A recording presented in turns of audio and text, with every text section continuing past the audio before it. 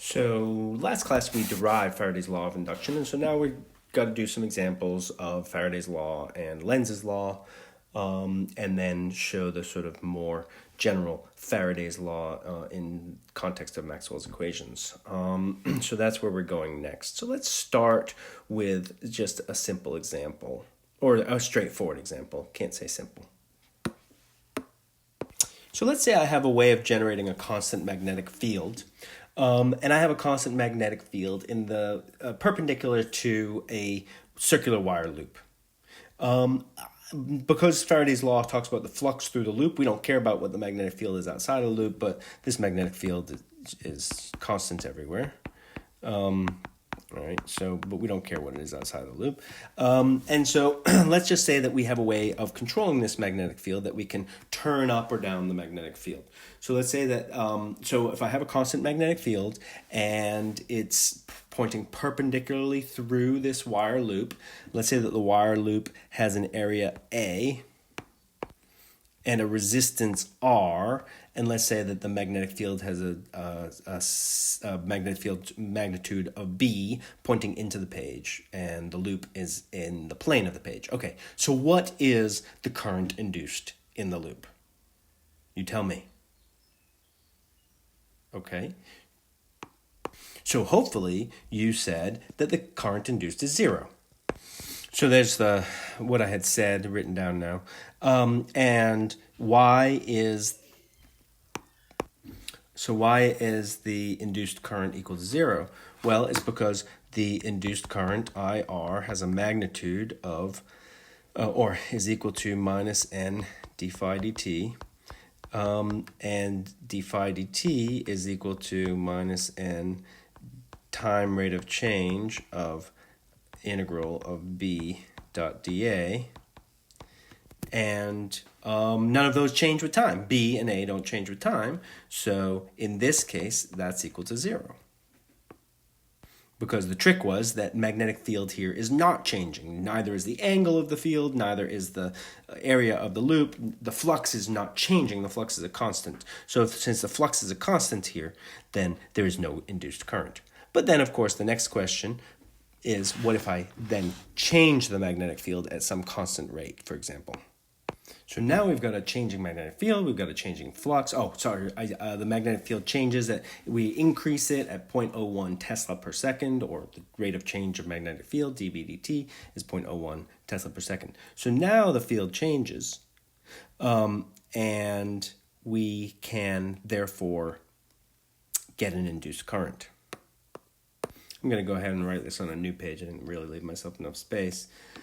So we've got, therefore, IR equals minus n d phi dt, which is minus n time rate of change of the flux, which is the integral of b dot dA. And the integral of b dot dA, the magnetic field does not change across the area, so that integral, while the magnetic field changes with time, it doesn't change across the area, so the magnetic field comes out of that integral. So dot product, sorry, what happens to the dot product? The dot product is B dA, whoops, let's go ahead and let me stop. Okay, so the dot product, B dA cosine theta, and theta is 90 degrees in this case because B is perpendicular. No, theta is not 90 degrees. Theta is not 90 degrees. Okay, so the field goes into the page and the area is like that. So the area is in or out of the page. So theta is, depending on which direction you choose for area, in or out, theta is 0 or 180 degrees. So theta is 0 degrees. So minus n d dt, integral of b dA. In other words, that would have been a lot easier to just say dot product goes away because the field is perpendicular to the loop. And now the magnetic field comes out of the integral because it's constant across the area. Again, it's not constant in time, but it's constant across the variable that we're integrating with. So this is b times the integral of dA. And the integral of dA is just the area of the loop because we don't have any other integration variables. So it's just this Okay, so in general, right, this is sort of a general equation for a flux that does not change in space, right? So I just argued away the integral and the dot product. I guess I argued away the integral. But for a flux that doesn't change in space, if there is an angle between B and A, then this would be minus n d dt times BA cosine theta. But if the magnetic field doesn't change across the area, then the integral goes away, and it's just that. So that's just if the magnetic field doesn't change. And in this case, the magnetic field doesn't change over the area, and the angle is 0, so we get what's in the box. Okay, so therefore, we can take what's in the box and go IR equals minus N. The time rate of change of BA. A doesn't change with time, but B does. So we can pull out the A, and we're left with dB dt. And so the current induced is equal to NA dB dt divided by R.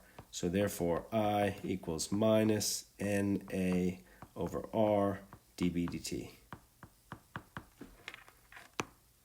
So you see how the minus sign doesn't really mean anything to us at this point, because all we care about is what's the current induced. The current induced is NA over R times dB dt. We can go ahead and plug in numbers. N was 1, there's only one loop. I never gave you any of these numbers. Okay, let's go ahead and make up some numbers. I only gave you dB dt. So here I give you some numbers. Let's say A, just thinking about a sort of a desktop loop of wire that you could put on a desktop. Let's say that's 20 centimeters squared. The resistance of the loop is 10 ohms. It's one loop, and dB dt is 0.01 Tesla per second. So we're varying this field. We're increasing the field by 0.01 Tesla per second. We can go ahead and just plug that in. Remember to put everything in MKS. I will leave it up to you to convert an area of 20 square centimeters to square meters. And so this is what we get. So it's minus 2 times 10 to the minus 6 amps, or minus 2 microamps. Again, so we're getting 2 microamps of current induced in the loop, but the minus sign is not really meaningful to us here, because the minus sign does indicate something about direction. Even though it's not a vector equation, because there's rates of changes, and because I is this kind of pseudo-vector kind of thing, it does indicate a direction as opposed to something to do with how big it is.